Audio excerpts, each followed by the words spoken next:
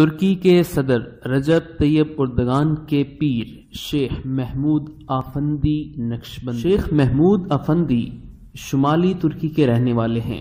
ترکی میں جب خلافت عثمانیہ کا خاتمہ ہوا تو علماء چھپ کر وہاں درختوں کے نیچے گاؤں میں بچوں کو دینی تعلیم دینا شروع کی۔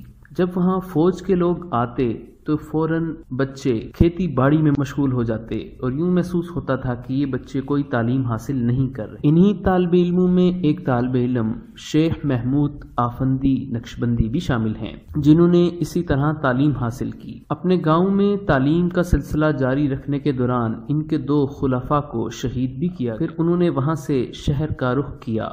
وہاں ایک قدیم مسجد تھی۔ شیخ محمود آفندی وہاں رہنے لگے اور 40 سال تک وہاں درس دیتے رہے۔ تقریباً 18 سال تک ان کے پیچھے کوئی نماز پڑھنے والا نہیں تھا، اور 18 سال کے بعد موسیٰ امجانی نامی شخص نے اپنے بچے پڑھانے کے لیے بھیجے، جن کے آج پورے ترکی میں 300 مکاتب اور مدارس سے جب خلافت عثمانیہ کا خاتمہ ہوا اور وہاں کے بانی کمال اتا ترک نے عربی زبان اور دینی علوم پر مکمل پابندی لگا دی تو شیخ آفندی نے اپنے طلباء کو انگوٹھوں کے اشاروں پر صرف اور نحو کی گردان پڑھائی اور حج اور نماز کے مسئلے بھی ہاتھ کے اشاروں سے سمجھائے۔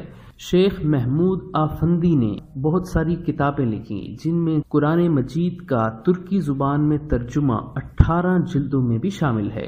رجب طیب اردگان ان سے والہانہ عقیدت اور محبت رکھتے ہیں۔ شیخ محمود آفندی کے محلے کے چشم دید گواہ عیسیٰ منصوری لکھتے ہیں کہ اس محلے میں داخل ہوتے ہی محسوس ہوتا ہے کہ گویا صدیوں پرانے دور کے خالص خانقاہی ماحول میں آ گئے ہیں۔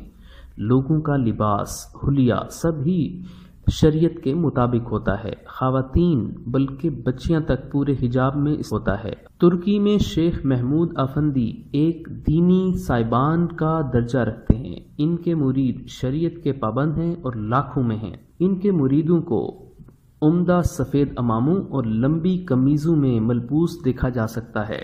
آج ترکی میں حضرت کا لقب انہی کے لیے معروف ہے۔ ہو ہی نہیں سکتا کہ آپ ترکی جائیں اور آپ کے کانوں میں حضرت کا نام نہ پڑے۔ فاتح مسجد کے آس پاس تو ان کے ہزاروں پیروکاروں کا جمگھٹا رہتا ہے۔ کہا جاتا ہے کہ چند سال قبل جب شیخ آفندی نے حج کا ارادہ کیا تو لاکھوں مریدین اور متبعین اپنے اپنے چارٹرڈ طیاروں میں ان کے ساتھ حجاز روانہ ہوئے۔ لاکھوں ترکوں کی گردنیں آپ کی اطاعت اور بیعت سے بندھی ہیں۔ ایک موقع پر حرم مکہ میں شیخ محمود آفندی کے ساتھ طواف کرتے ہوئے 20,000 زائرین پر مشتمل قافلے دیکھنے کی بھی روایت۔ 2013 میں شیخ محمود آفندی کو امام محمد قاسم نانوتوی ایوارڈ سے بھی نوازا گیا۔ ایک مرتبہ ترکی جانا ہوا۔ ترکی میں ایک بزرگ رہے ہیں علامہ زاہد القوثری رحمۃ اللہ علیہ، جو امام اعظم حنیفہ رحمۃ اللہ کے دفاع میں انہوں نے بہت اعلیٰ کتابیں لکھی ہیں، بہت اچھا کام کیا انہوں نے، اور ان کے شاگردوں میں بہت کم لوگ ہیں اس وقت دنیا میں۔ ایک آخری شاگرد ہیں ان کے جو ترکی میں موجود ہیں۔ سکتے ہیں کہ اس وقت ان کی طبیعت کیسی ہے، لیکن انہوں نے ہمیں وقت عطا فرمایا، بہت شکر گزار ہیں ان کے۔ ہماری خوش بختی ہے کہ اس بڑی بارگاہ میں حاضری کا موقع ملا ہے۔ ہم نے ان سے بھی ہمارے شیخ طریقت امیر اہل سنت کی حفاظت کے لیے، ان کی عمر میں برکت کے لیے دعا کے لیے عرض کیا۔